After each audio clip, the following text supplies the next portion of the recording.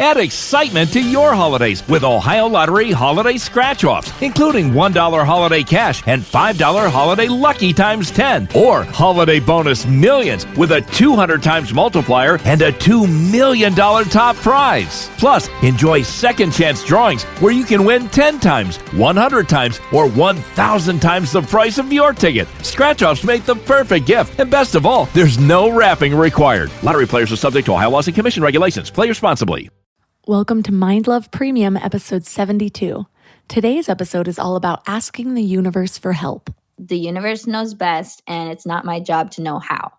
So I am just putting out what I want and following inspiration and trusting that that's going to get me to where I want to go, and that the process of how is going to be revealed one step at a time, however I'm ready to receive it, right? Because a lot of times we think, oh, in order to get to that thing, I need to know all the steps. But like, you only need one next step, and then the next step, and then the next step, and then the next step.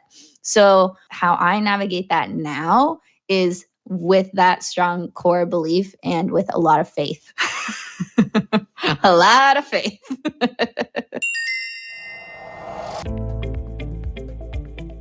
Hello, love. If you haven't subscribed yet, hit that cute little button. Subscribing, sharing, and 5-star reviews are really a great way to give back if you find this show helpful. They help the show climb the charts, which helps me get even more amazing guests for you. And now on to the show. When you want something, all the universe conspires in helping you achieve it. That quote is from Paul Cuellho's The Alchemist, and it's one of my favorites. Earlier this week, in episode 219, I told you that loneliness has been a theme in my life. I have felt alone in my little world, even in a room full of people. Do you ever have those moments, though, where you just totally feel in your higher self?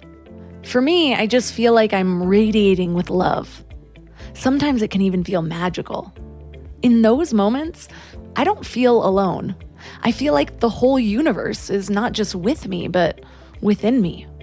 It's hard to explain, but my energy just feels all-encompassing, connected. The last few years, during those times when loneliness creeps in, I remind myself that it's just an illusion. And sometimes just that reminder helps me shift. Because the truth is, loneliness comes from separation, and none of us are really separate. We're all one. Aspects or fragments of each other. Aspects or fragments of God having a human experience. Which is why or how the universe conspires in helping you achieve what you want. Almost like everything is a quilt of connected energy. So my desire reverberates throughout the entire universe, and my desire creates a wave, setting things into motion from both ends. Think about the power of that. That's why so many episodes come back to remembering who you really are, how the universe really works, the power that you really have. How can any of us be lonely knowing the entire universe has your back? But I get it. It's hard to really internalize. Our whole lives have been conditioned with different information. Our egos scream about separation and unfairness and how we're unlucky or the world is against us. So we stay in our egos and we strengthen these beliefs, and the beliefs shape our realities, and then all we see is proof of our separateness. So I'm not telling you your experience isn't real. I know how real it feels. What I'm saying is, in my experience, reality shifts drastically based on what I believe about myself and this realm that I'm in. Before I actually changed my life, I started by shifting my beliefs. Sometimes it's easier than others, but they all follow a similar process. New thought, new action, new evidence, new beliefs. New thought, new action, new evidence, new beliefs. Everything starts with just a thought. A lot of these thoughts are already habits, so they'll just keep coming up until we consciously intervene. So I have to choose a new thought. And sometimes I have to choose it over and over again until it stops feeling like bullshit. Then eventually, that new thought inspires a new action. Maybe I finally stop holding myself back from a goal because my new thought is that it's possible rather than it isn't, or that I'm worthy of it rather than I'm not. And that new action builds new evidence. I start to see that it's possible rather than just telling myself that it's possible. Or I see that I'm worthy rather than that I'm not. So my new action creates results that back up my new thought. And with this new evidence, I start to believe that it's possible and believe that I'm worthy. And this whole process is a whole lot easier when you trust that you're not going at it alone. When you know that you can just ask the universe for help. And today we're going to be talking about how to do all that. And our guest is Kelsey Aida. She's the host of the podcast High Vibin It, which I was recently a guest on. And she's also the author of Letters to the Universe. And she does one-on-one coaching and retreats as well. So 3 key things we will learn are how to identify what's holding you back energetically, why you should never judge your desires, and how to release the how in manifestation. Before we go deep today, I want to give you a little gift, and I want to give it to you every single day. It's called the Morning Mind Love. I know how life can be. You're all fired up after an inspiring episode, and then a new day or a new challenge comes at you, and it's just hard to keep up that energy. Well, the Morning Mind Love is kind of like an oracle from your higher self to help you start each day with a positive focus. Plus, when you sign up, you get 2 free gifts, a 30-minute binaural meditation and 30 days of journaling prompts to help you remember who you truly are. And it's all completely free. So join over 9,000 people and go to mindlove.com to sign up or text the word morning to 33777.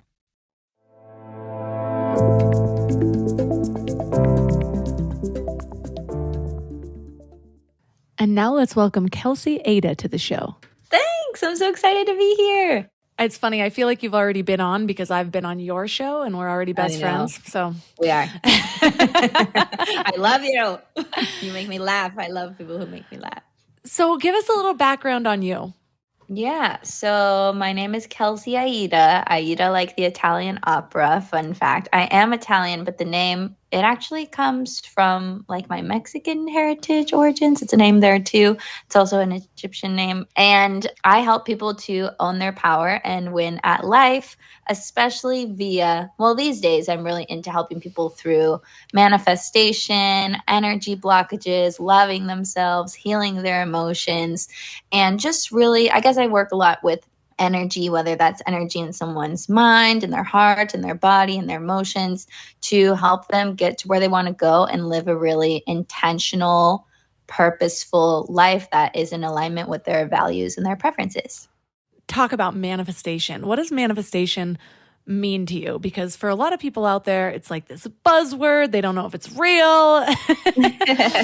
Yeah, to me, manifesting is bringing your dreams into reality, whether that's through the form of creating something with your hands or going towards an idea that you have or starting a company or bringing a baby into the world. Like manifestation is just turning your thoughts into experiences, whether it's energetically or through action or physically or otherwise. I appreciate that definition of it because so often especially in the beginning of that spiritual journey, I feel like it's like this trap. Like when I first heard about manifestation, I was like, wait, so I could just make money appear and I don't have to do shit? This is so fun. And then you're like in there and you're like, yeah, this doesn't work like this. Like it's not appearing that great. I know.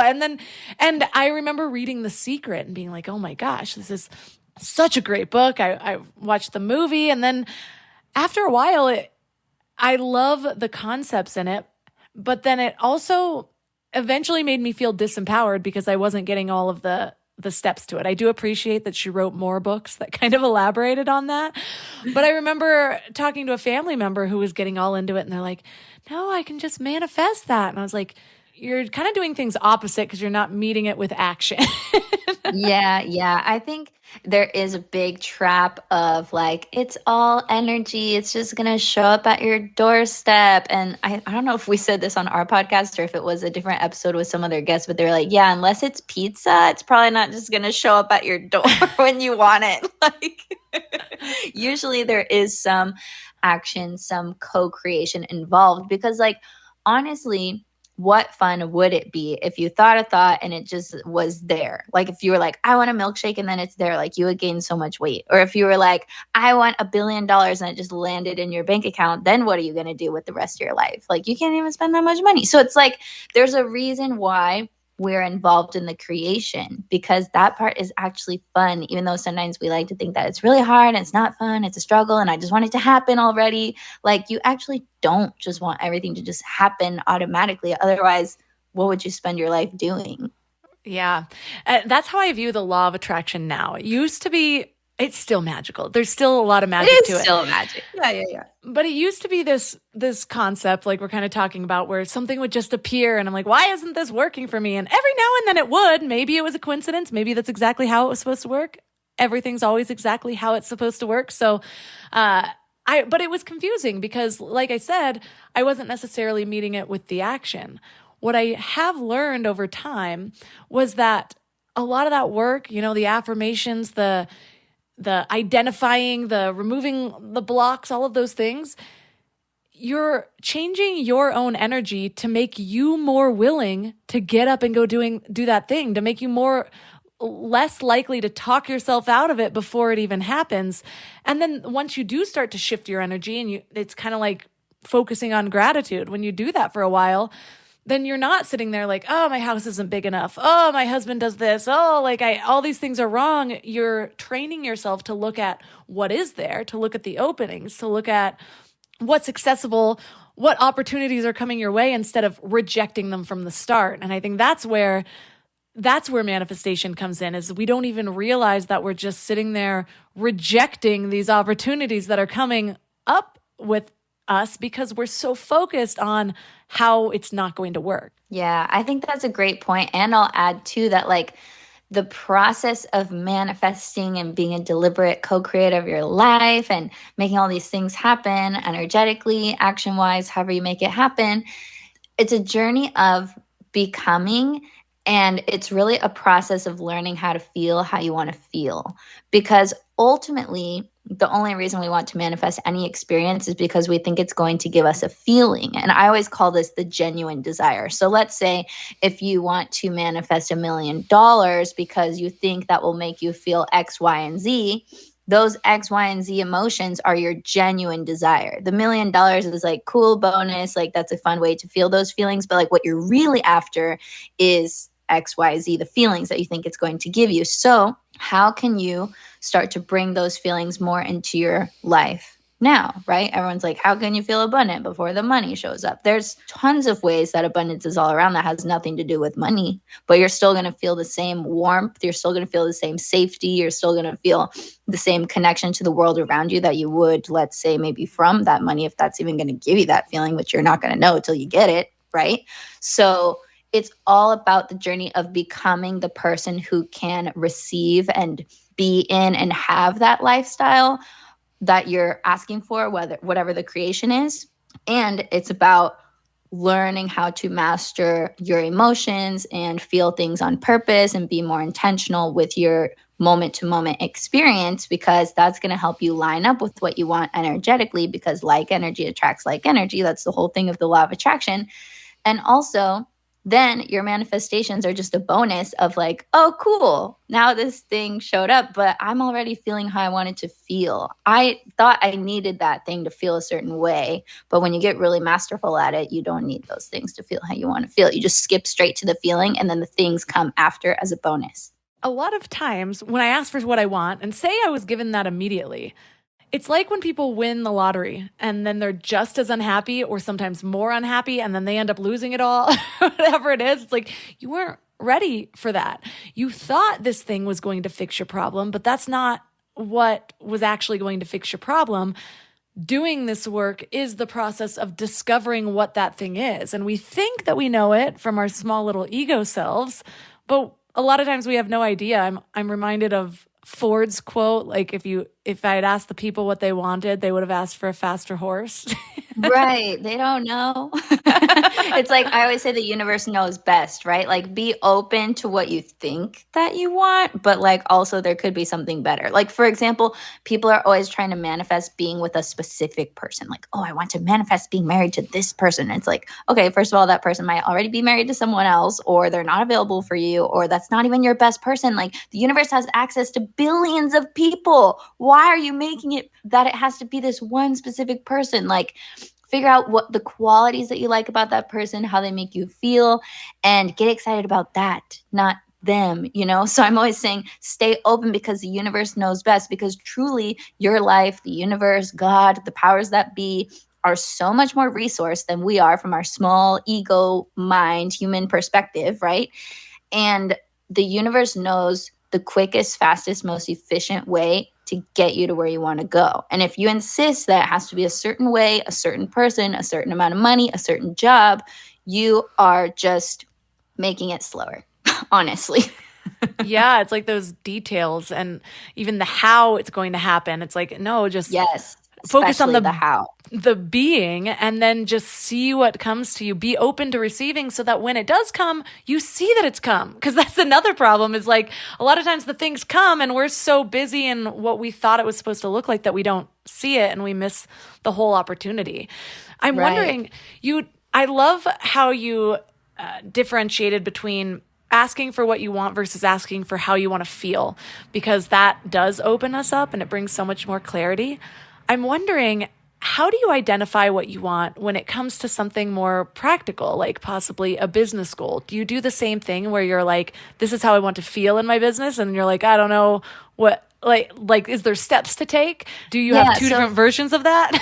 Well, so for example, if I want to manifest something in my business, so let's say I'm a coach, I want to manifest 5 clients per month. Okay. How do I think I'm going to feel when I have 5 clients per month? I think I'm going to feel like I'm helping 5 people in the world. That's really exciting. That makes me feel excited. I feel like I'm making this much money, which covers all my stuff. So that makes me feel really safe. I feel like that's not too much for me. So I feel relaxed in my business, like I'm not overdoing it. So yeah, it would still be the same process of diving into the feelings and then working with that. And I always ask myself and my clients, like, what's stopping you from feeling like that right now? And don't say it's because you don't have the 5 clients. Okay, that's a cop-out. Be like, well, I don't feel like that because I don't have 5 clients. No, what is really stopping you in your day-to-day life from accessing those feelings? Let's remove some of those blockages. And also, what can you add into your experience to support those feelings? So it's kind of a game of addition and subtraction, like very logical process that you can do with your days, with your hours, with your weeks, with your months. And eventually that just adds up to your whole life. When you are going through this process for your own self, what does it look like for you when your limiting beliefs pop up, and how do you identify them in the moment? Yeah, so usually I ask questions to bring them out of the sneaky, dark parts of my mind. Because, like, it's hard to get into your own blind spots. And sometimes you don't realize that you have certain limiting beliefs. So I'll ask myself questions like, is there any part of me that doesn't want what I'm saying that I want? So in this example, let's say if I'm a coach trying to manifest 5 new clients, is there any part of me that doesn't want 5 new clients? And some part might be like, we don't like working with people, or like that's too many, or whatever. Like that's a really interesting way that beliefs can come up. Or is there anything that I feel like would be wrong or bad, or would this experience somehow make my life worse? That's a good way to figure out limiting beliefs. And you can also just like prompt yourself in a journal, like, do I have any limiting beliefs around working with people, around making money, around my business? And then just be open to seeing what comes up, and be so open that you're not self-critical, self-shaming, and self-censoring as you let the beliefs come up.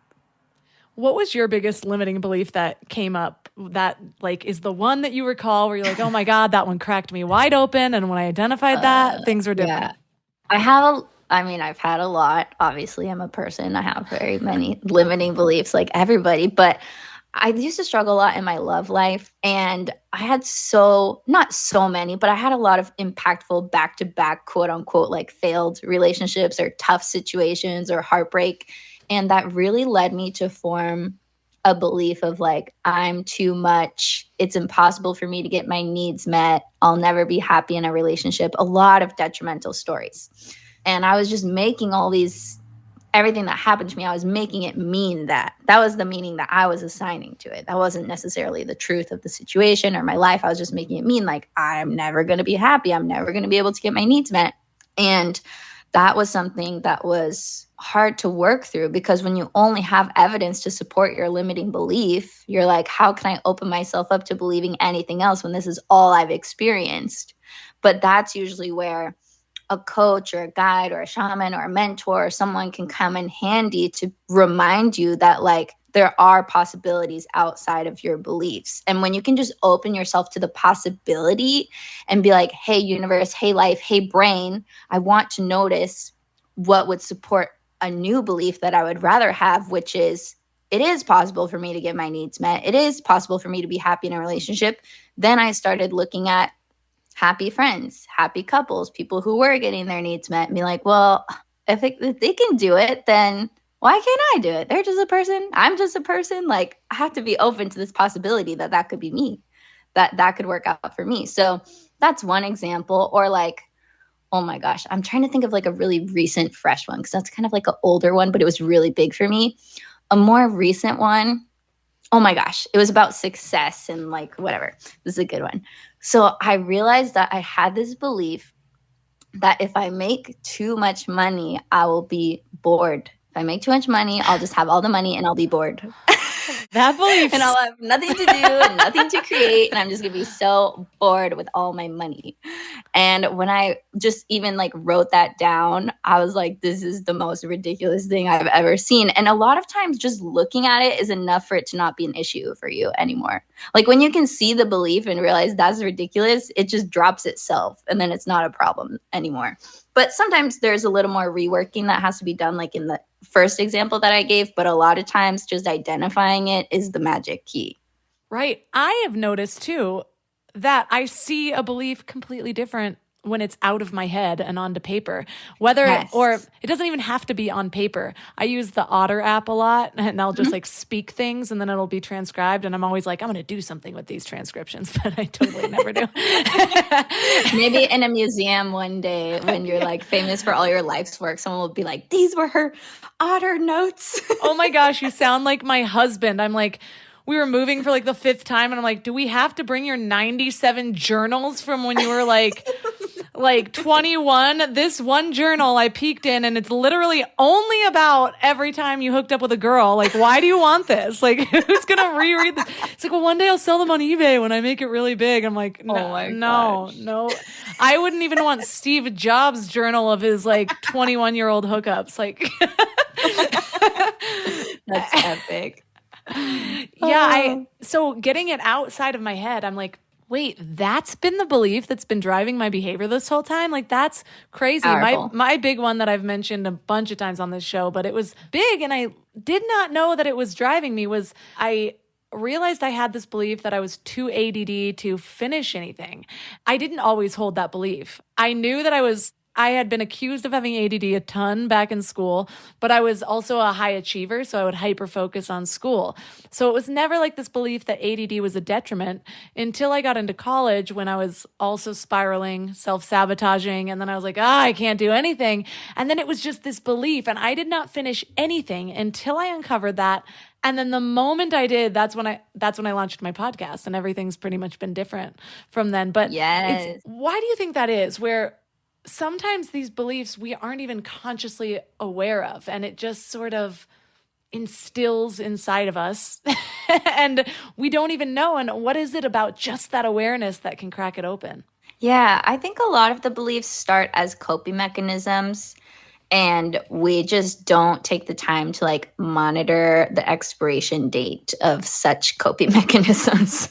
So like, all beliefs that we hold, it's because it helped us in one way or another at some time, right? It didn't just appear out of nowhere for no reason. Like, these beliefs have a reason. For me to believe that I can't get my needs met was like a way to try and protect myself from future hurt of like, oh, well, why would I even try if I already know it's not going to work? Then I just won't be disappointed. I'm going to save myself from that pain, and I'm just going to accept this horrible reality instead, right? So it was trying to serve a purpose. It had a good intention for existing, but we just don't usually take the time to find them and sift through them and work through them or release them or give them the love that they need to not be a thing anymore. And that's why I'm so passionate about this work and helping people one-on-one and doing my retreats and all these books and everything that I'm doing is just like, let's get curious about ourselves, because this is a way to optimize your life. Like, we don't need those beliefs anymore. You did at some point. Now you don't. Let's do the Marie Kondo thing. Bless it. I love you. Thank you for the time you had in my life. And adios. In the garbage you go. One of the things that I find used to come up a lot for me was I'd identify something and then I'd be working through it. And then I'd be like, oh God, I can't believe that's what was holding me back, that stupid thing. And then I'd like get on myself for this limiting belief because I couldn't believe it. Or we do it in a lot of different things. Like, oh my God, that was holding me back this whole time, or this argument with a friend. And we start to beat ourselves up. But that judgment, I've found, is just another way that decreases that energy that keeps you stuck. And now you've got this other limiting thing that you don't even realize you're just self-perpetuating. Well, and that habit of self-judgment and placing criticism on things we've already done is another mechanism, another strategy to try to avoid pain. So the part of you that does that and is like, oh, I'm so stupid, I can't believe I did that. The part of you that's trying to criticize you into never doing that again is trying to save you from making mistakes, future pain, repeating cycles. So when you can see that pure positive intention of the detrimental habit, you actually can shift your focus from, oh my God, I hate that I do this, to, oh, I get why I do this. And also I don't need to anymore. Does that make sense? This is a lot of what I do with my one-on-one clients, not my radical self-love retreats, is like these detrimental parts of us that are very saboteur in nature and seem evil, the inner critic, the anxiety, these parts of us that we don't like and are so hard to relate to within ourselves. Like, they actually are always trying to help you, because it's impossible for you to truly be against yourself. Mm-hmm. It's actually impossible for you to be against yourself. So once you realize that and you can get curious, when did I start doing this? How is this habit trying to help me? What is it trying to protect me from? What does it want from me in my life? When you can start asking these questions, you realize like the pure positive intentions, and you're like, oh, my anxiety is just trying to help me not get in a car crash. Oh, my inner critic is trying to help me not get criticized by other people. When you realize these things, you're just like, oh, and then you can just give it like a hug and then not listen to it anymore. Like, oh, yeah. Thank you for your intentions, but I'm not listening. Right?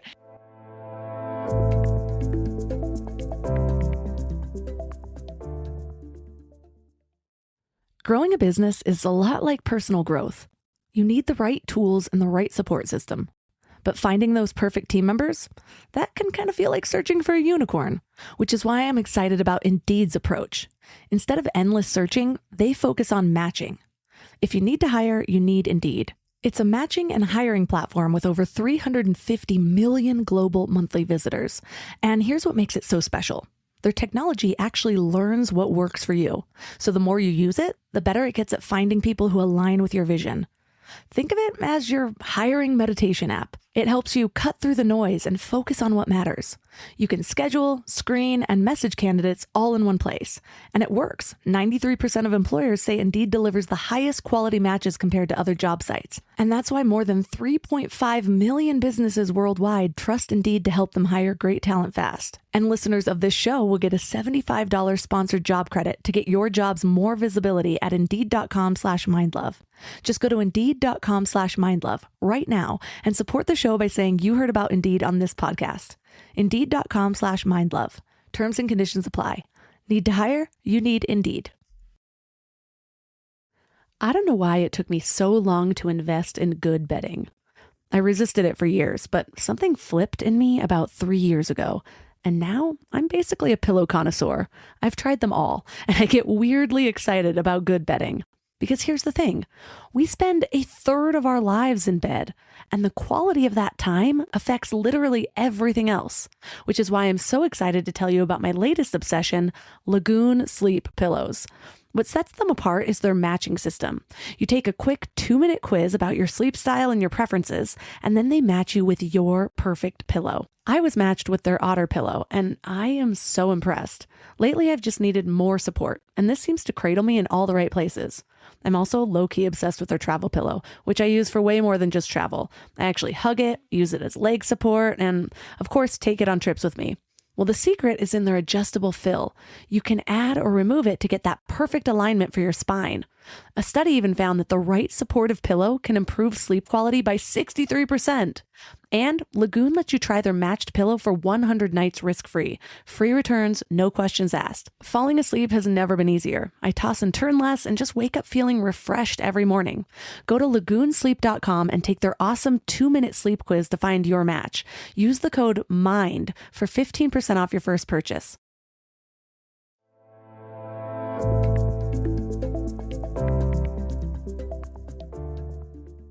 It's helpful for me to detach from those voices and realize like that's not myself. That's like all the mechanisms within this human body that I'm inhabiting right now. And seeing it as just a vehicle makes it so much easier. Like I've made so many really faulty decisions in my past, like some really big ones, you know, and there are moments even now where if I'm not careful, if I'm in a low state, like those thoughts can come up where it's just like, God, you wasted those years, or like just this one decision differently could have changed so much. You could be so much further ahead than you are now.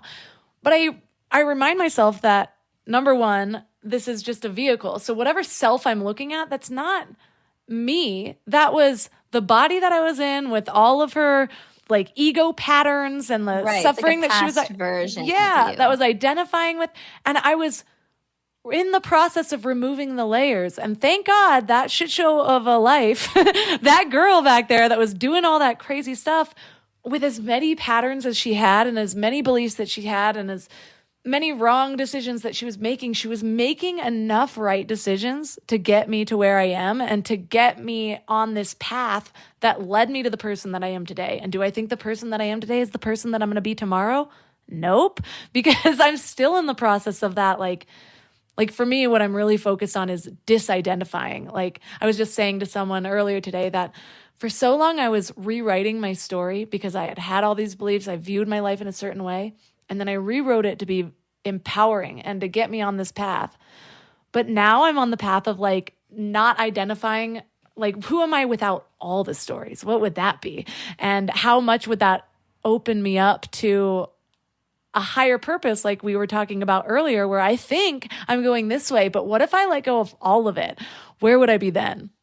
Yeah, that's a fun game to play. I like your explorative nature. Is that a word? Explorative? I think curious. It is, yeah. Adventurous, I guess. I think that's great. That's fun. It's cool how when we get to certain phases in our journey or certain chapters, how we're just like, I'm going to try this today and this year and this couple of chapters and see how it goes. I'm just curious, you know?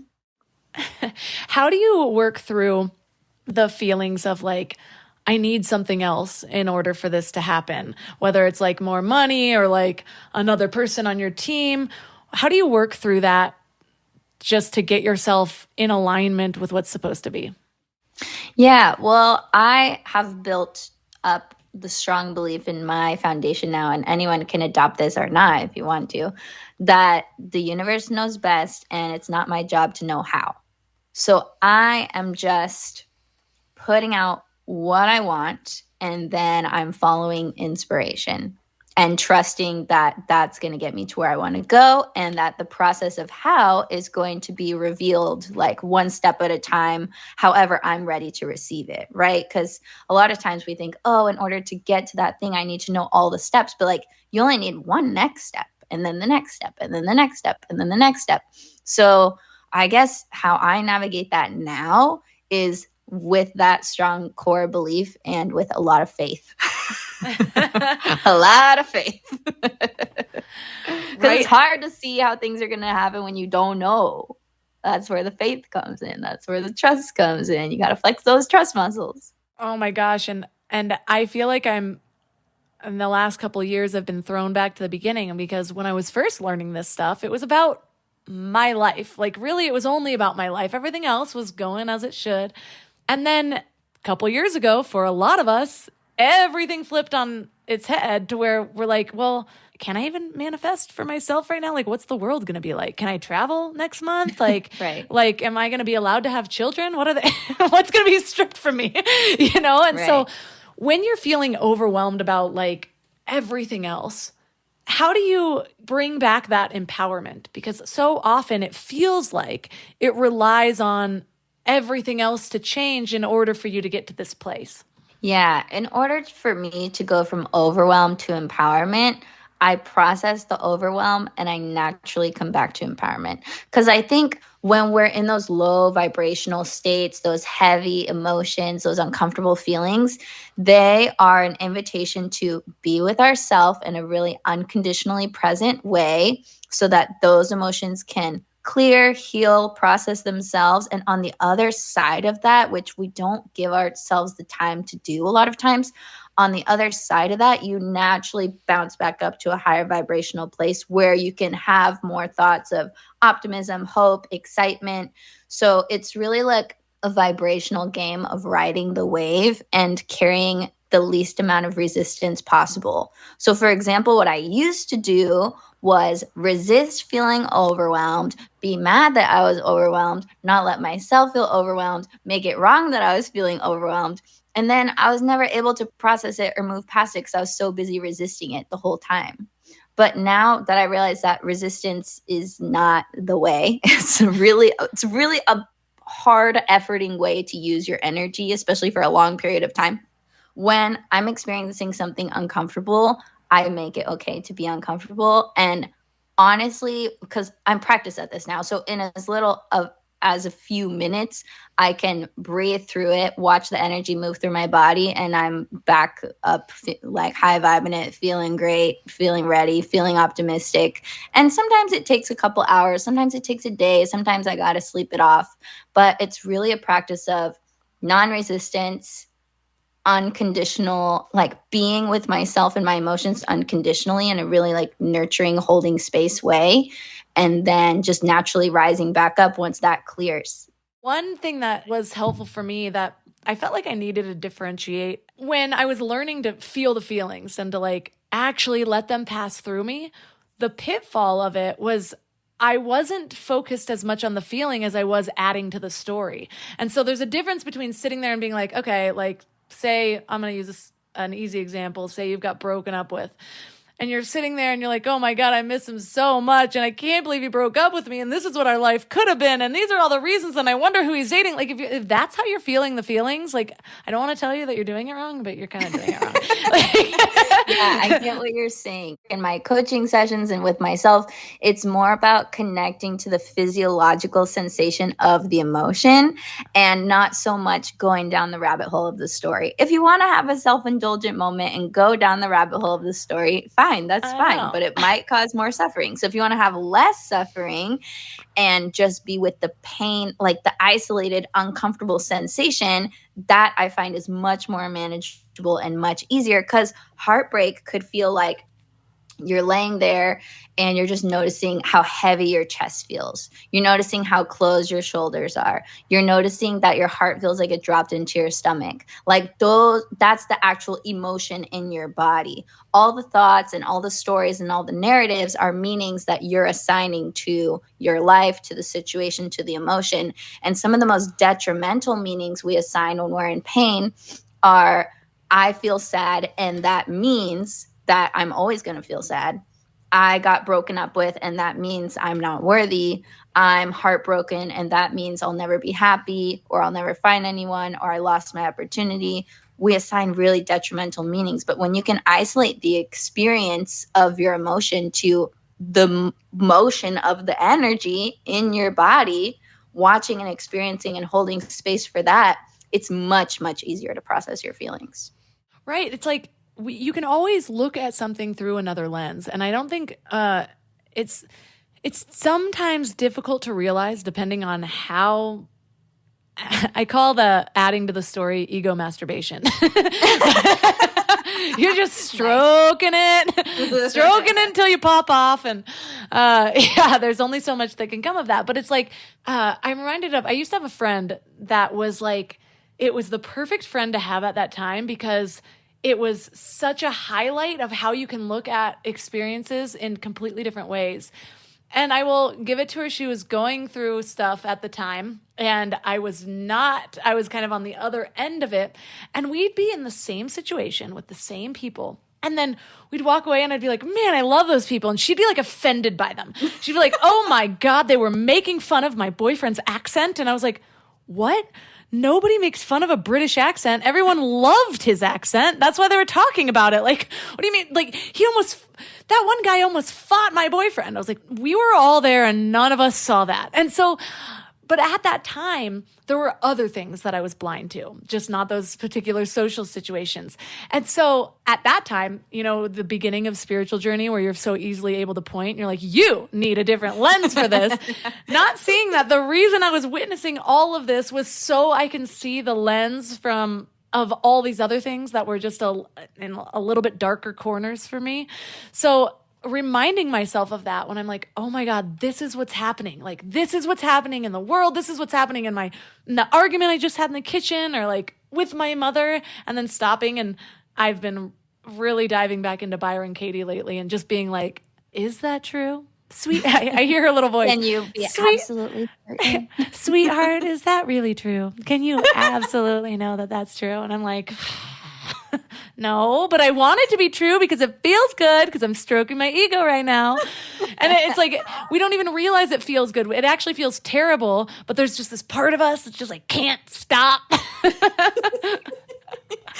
Yes, that is a great, great analogy, story, example. And I really wish, especially in this day and age, that people would realize like how different all of our perspectives are based on our life experience, our beliefs, our programming, our brain, what we're eating, where we've lived, our families growing up, our parents. Like, everybody sees it through a different lens. And if we could like really respect that about each other and try to understand why someone's lens is like that or how they're seeing it, I feel like the world would be such a different place right now. Right? Especially what I remind myself is that we are all aspects of God trying to experience itself, Yes. And so if we were all believing the same things and making the same choices, we wouldn't have a full experience. So it's like looking at Karen across the street that's doing all the things totally opposite of me. And like, I was going to name examples, but nope, that would be judgy. And her name's not really Karen, so I'm not putting anyone on blast, but just being like, thank you, Karen. Thank you for doing that one because I don't want to choose that path. Like, yeah, I don't want to occupy what they're doing. Yeah. Thank you for occupying Karen because I don't want to. And so before you had experienced like the magic of a new outlook of doing this work, because now it's like, it's easier to keep the faith when you're like, okay, I know I've been here before and everything worked out as it was supposed to. Right. When you first start though, and you don't have as much evidence to back up your claims, how do you keep the faith? Great question. I honestly feel like, okay, I'm going to flip this back around so we can get deeper into this question. So what's wrong with not having faith? It depends on how you experience a lack of faith, I suppose. Is your lack of faith hopelessness? I guess hopelessness, despair, depression. I would say worst case scenario, like you're suicidal, right? Like we obviously want to avoid ending your life prematurely. So I can speak from when I was depressed, okay? When I was in the bottom of the bottoms and I was entertaining how suicide would just be so much better and I would finally have relief and yada, yada, whatever. I feel like sometimes you have to go through that in order to realize your capacity to feel and your resilience. Like, you can't experience true resilience without being down before you get up, right? There has to be that contrast in order to build the strength to realize how strong and how you can survive anything, how strong you are and how you can survive anything.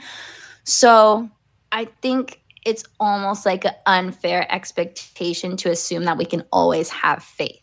Like, that's hard. You're not always going to have faith, and that's okay. But I think in those moments when you're really down, when you're at the bottom, that's your choice point. And like, I'm going to get dark here. And your choice is like, do I want to end this suffering in this way that I think will end the suffering?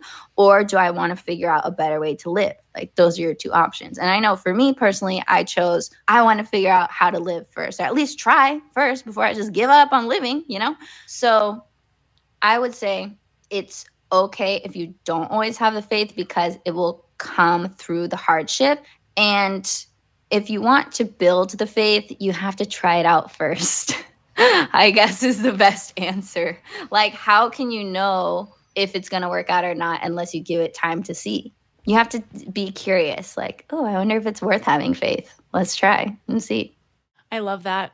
And I really think it's easier to get to that place when you first start at that, allowing the emotions to pass through you. Because if you're holding all of that into your body and emboldening them with all of the stories, you're choosing your lens by doing that. You're choosing at that moment. And so to release first and then just for kicks, like, let's just try a different way, because obviously the way that we're doing is not working. Then it becomes at least just a little game until you decide to revisit that. And if you have nothing to lose, then what's the harm in playing the game a little bit longer, you know? And to go back to the like darkest, most extreme example of like, if you are suicidal, I think it's just like, the reason why we want to end our lives is because we believe that we're going to feel like that forever. And the thought of being stuck in that emotion forever is so unbearable. And also, it's very untrue, because honestly, you can't stay in one emotional state forever unless you're resisting it forever. Because emotions change, energy moves, your life changes, circumstances change. Like, what people who are really in that space need to hear from other people is like, you're not going to feel like this forever. Like, I know you don't believe me, but you just got to trust me on this one. Like, no experience is permanent. And that was something that really helped me, because when I was depressed, I had this like miracle moment, epiphany mindset shift of like, I didn't always feel like this. So why am I assuming I'm always going to feel like this? This must be a temporary experience. This is not who I am. I didn't always feel like this. So obviously I can access other states of emotion. And being able to break free from the belief of like, I am this depression, to like, I'm temporarily experiencing this horribly uncomfortable sensation in my body, these evil thoughts in my mind, like, that's different. And then you can consciously ride out the wave a little bit easier. I realized that my depression was a habit. And that sounds like it's minimizing it, because I know how hard it was to like remember that I felt differently before, or like the ideas that come to your mind tend to be ideas that maintain whatever vibration that you're in. And so it's like, because that's what you're a vibrational match to, right? If you're feeling depressed, you're gonna have thoughts that are hopeless and sad and depressed. Like, that's what you're a match to. That's like science, you know, it's okay. You can't help that. Right. And so you're like, oh, I think it would be a great idea to scroll through my ex-boyfriend's new girlfriend's Facebook page. You know, right. you're like, that's not, Let's no. just make myself even more miserable. I know. And so those reminders are so powerful. And a couple things that helped me was moving the emotions through your body, key. Not like reminding yourself not to add to the story. So even sometimes like just playing with your imagination to create a whole nother story that doesn't even have to do with you, you know, like whatever it takes to get yourself out of that loop.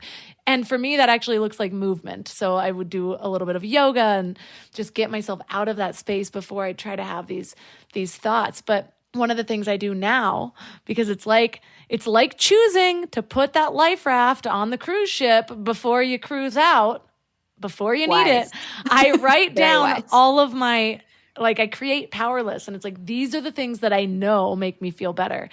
I know it's going to sound terrible. You can even write that at the top of the page. This will sound terrible when you need it, but just trust me.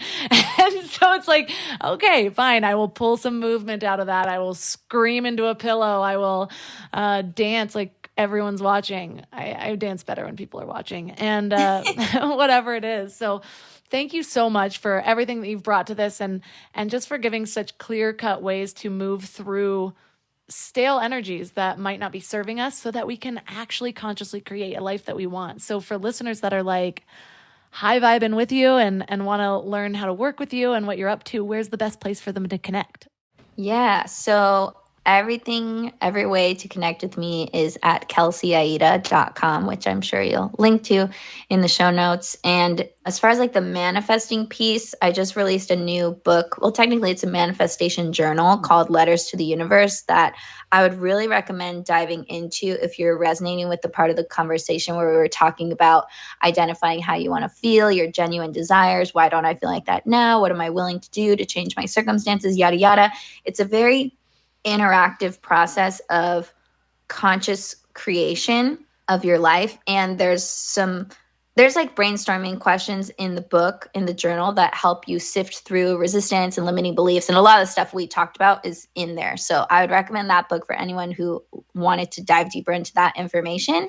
And if you guys want to work with me one-on-one, I do coaching work with people who feel called to me. And usually, like, if you know, it's like you feel a strong call, and that's just how you know. You don't even know what we're going to do. You're just like, I just need to work with her.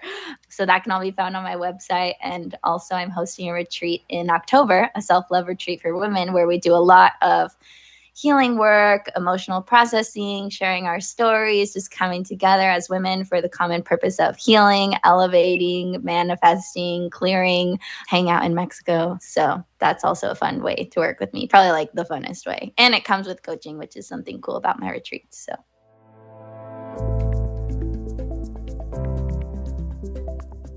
all the links for this episode will be at mindlove.com/X72. Your challenge for this week is to just ask the universe for help. You don't need to know anything beyond that. I guess the first step would be to get clarity on what it is that you're asking for help for. I don't think most of us realize that that's the number one thing we're lacking is clarity. It's like we want something more. We feel dissatisfied. So we sit in that dis-ease, and all that plays in our heads is want, but we don't know what and we don't know why. We just feel that we're lacking. And all that is carrying the energy of lack. So guess what happens? You attract more lack. But once you start to get clarity on what it is that you actually want and why you want it, and you feel that in your body as though it's already coming to you, it's on its way to you. It's not that you don't have it. You're excited because you can practically taste it and see that Amazon Prime van coming up to deliver your desire. It's the trust that creates the energy that you hold in your body, and it's that energy that attracts more of a similar energy. So is the universe going to conspire to give you more lack, or is the universe going to conspire to bring you the abundance that you already feel? And that's the hard part, is already feeling it. And that's where all of the mindset tools come in, is to feel good right here, right now, just as you are, just with what you have. So let me know how it goes. Reach out to me on Instagram at mindlovemelissa, or leave a comment right on this show notes page at mindlove.com/X72. The best way to support Mind Love, if you happen to love this show, is by joining Mind Love Premium at mindlove.com/premium. You can also support one of my amazing sponsors. For a list of the ones that I have right now, go to mindlove.com/sponsors. Or the free ways to support the show is by leaving a 5-star review in Apple Podcasts, or by sharing the show with a friend, or taking a screenshot and sharing it on social media. You can tag Mind Love Melissa and Mind Love Podcast. And that's all for today. So thanks for giving your mind a little love today, and I'll see you next time.